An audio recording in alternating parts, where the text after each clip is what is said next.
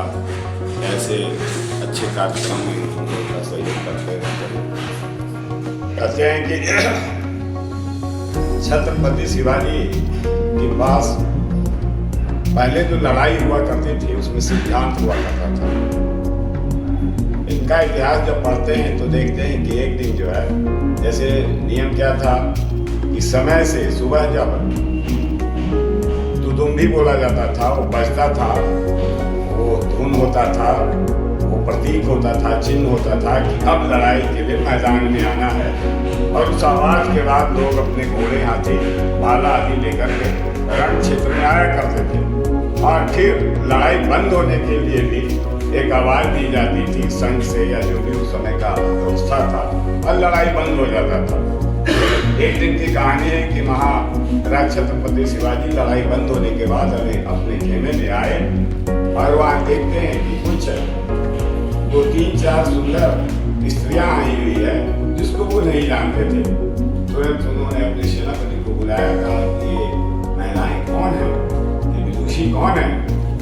तो उन्होंने कहा, क्षमा करें महाराज, आज जो लड़ाई हो रही थी इस क्षेत्र में, जिस क्षेत्र को जिस गांव को मैंने अपने कब्जे में ले लिया है, वहाँ के सारे पुरुष भाग गए थे, कुछ महिलाएं रह गई थी जिनको हम लोगों ने यहाँ ले आकर बंदी बनाया। तो उन्होंने तुरंत आदेश दिया कि इनको बाइज्जत इनके घर पर तुरंत और अभी किसी प्रकार का इनको कोई कष्ट न हो, और उनसे वो क्षमा मांगते हैं कि आप हमारी माता के समान हैं। तो ये आज इतिहास में बताया जा रहा है कि छत्रपति कैसे थे। इसका कहने का अर्थ है कि छत्रपति शिवाजी अन्याय के विरुद्ध लड़ते थे। आज कई लोग कुछ एक बात बोल जाते हैं जो कि बहुत गलत बात है, उसकी विवेचना होनी चाहिए। कह देते हैं कि छत्रपति शिवा नहीं होते तो सुन्नत होती शब्द। ये शब्द किसी ने जानबूझ के हमारे विचार से बोला है, क्योंकि आप अगर इतिहास पढ़ेंगे छत्रपति शिवाजी का तो उनके यहाँ मुस्लिम समाज के कई ऐसे वीर योद्धा और उनके सलाहकार रहे हैं जिनके कारण वो लड़ाई में जीत पाए। तो ये कहना ये गलत होगा। ये वो अन्याय के विरुद्ध लड़ते थे शिवाजी, अन्याय की किसी जात और कौम के लिए लड़ते थे।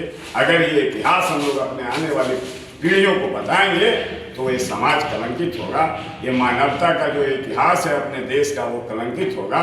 यहाँ न कोई हिंदू है, न मुस्लिम है, न कोई सिख है, ईसाई है। हम लोग गाते भी आ रहे हैं हिंदू, मुस्लिम, सिख, ईसाई, आपस में सब भाई भाई।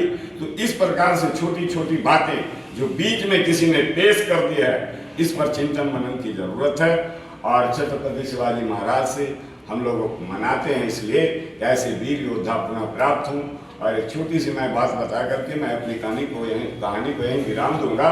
अभी ये मगध का साम्राज्य का आप इतिहास पढ़ेंगे तो अभी खुदाई चल रही है।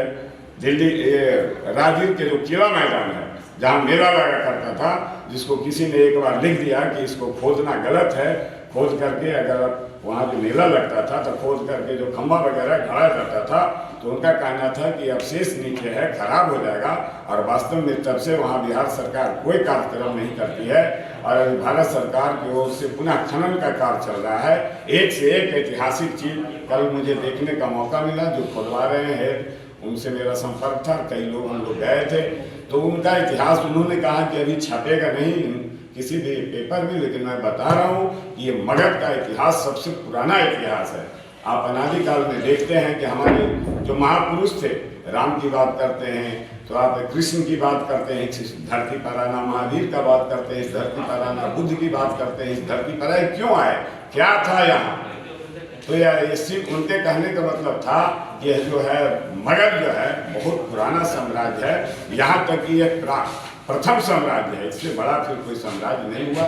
तो पुनः आज के डेट में हम लोग शिवाजी के बारे में, जैसा कि अभी सर ने कहा कि अपने अपने जितने भी ये क्लास चलते हैं, जो विद्यालय हैं, महाविद्यालय हैं, सब लोगों का हम लोगों का कर्तव्य है आने वाली पीढ़ी को अपने बच्चों को बताएं, घर में भी बचाएं अपने बच्चों को। शिवाजी आज अगर शिवाजी की जन्म जयंती है तो बच्चों को बताएंगे कि भाई शिवाजी कौन थे, क्या करते थे, बचपन उनका कैसा था।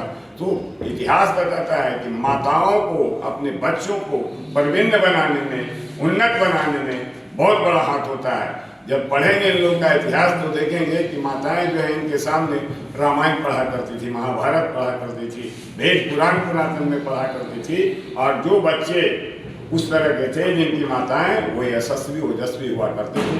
तो पुनः आप सबों को नंदन वंदन अभिनंदन करते हुए मैं अपनी वाणी को यहीं विराम देता हूँ। जय शिवाजी, जय पटेल।